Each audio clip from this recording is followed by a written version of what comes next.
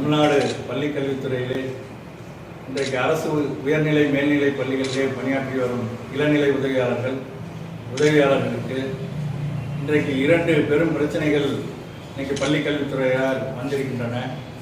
ஒன்று, எமிஸ் என்கிற அந்த பணியினை கூடுதலாக அந்த இளநிலை உதவியாளர்களை வைத்து செய்ய வேண்டும் என பணி திணிப்பு செய்யப்பட்டிருக்கிறது.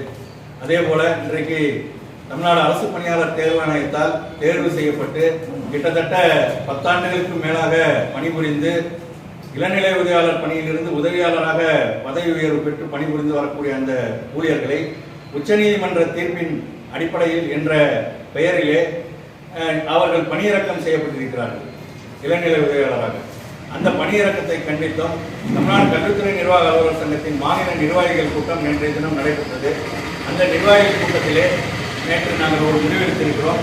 இந்த எமிஸ் பணியை பொறுத்தவரையிலும் இன்றைக்கு தமிழக அரசு கெல்ட்ரான் என்ற தனியார் நிறுவனத்திடம் ஒப்படைத்து அந்த தனியார் நிறுவனம் மூலமாக ஒரு 8000 பணியாளர்களை தொகுப்பூதியத்திலே நியமனம் செய்யக்கூடிய பணியினை 1 முதல் 8 வகுப்பு பயிலக்கூடிய இருக்கக்கூடிய அரசு துவக்க நடுநிலை பள்ளிகளில் அந்த எமிஸ் பணிகளை மேற்கொள்வதற்கு நியமனம் செய்யப்பட இருக்கிறார்கள்.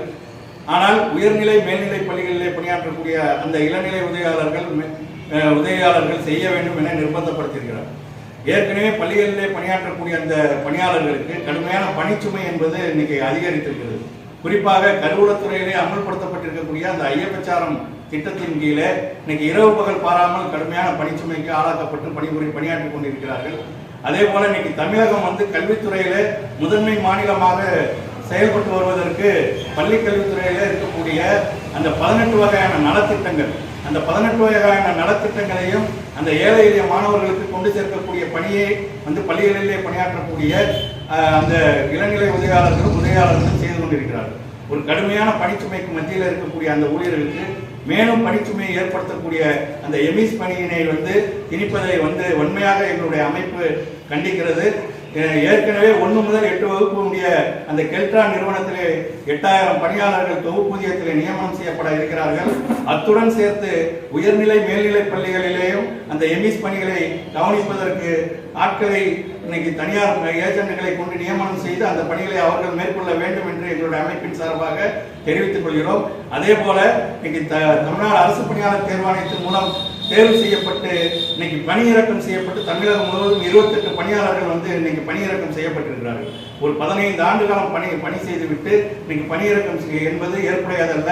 உச்சநீதிமன்ற வழிகாட்டுதல் என்பது இடஒதுக்கீட்டின் அடிப்படையில் பதவி உயர்வு வழங்கும் ஒரு சில துறைகளில் தான் இந்த உத்தரவு அமல்படுத்தப்பட வேண்டும். உதாரணமாக வருவாய்த்துறை. ஆனால் கல்வித்துறையை பொறுத்தவரையிலும் என்றைக்கு பணியிலே சேர்ந்தார்களோ அந்த பணி நியமன தேதியை அடிப்படையாக கொண்டு மட்டும்தான் பதவி உயர்வு வழங்கப்பட்டு வருகிறது. அந்த அடிப்படையில் அந்த பணியிறக்கம் செய்யப்பட்ட ஊழியர்களுக்கு கல்வித்துறையில அந்த உச்சநீதிமன்ற தீர்ப்பு என்பது கல்வித்துறை ஊழியர்களுக்கு பொருந்தாது. எனவே பணியிறக்கம் செய்யப்பட்ட அந்த ஊழியர்களுக்கு அதை ரத்து செய்துவிட்டு மீண்டுமாக உதவியாளர் பதவி உயர்வை வழங்க வேண்டும் என்பதுதான் நாங்கள் எங்களுடைய மாநில நிர்வாக கூட்டத்தில் முடிவெடுத்திருக்கிறோம். இது சம்பந்தமாக மாண்புமிகு கல்வித்துறை அமைச்சர் அவர்களுக்கும் முதன்மை செயலாளர் அவர்களுக்கும் பள்ளிக்கல்வித்துறை செயலாளர் அவர்களுக்கும் பள்ளிக்கல்வி இயக்குநர் அவர்களுக்கும் முறையீட்டு மனுவை நாங்கள் அனுப்ப இருக்கிறோம். அந்த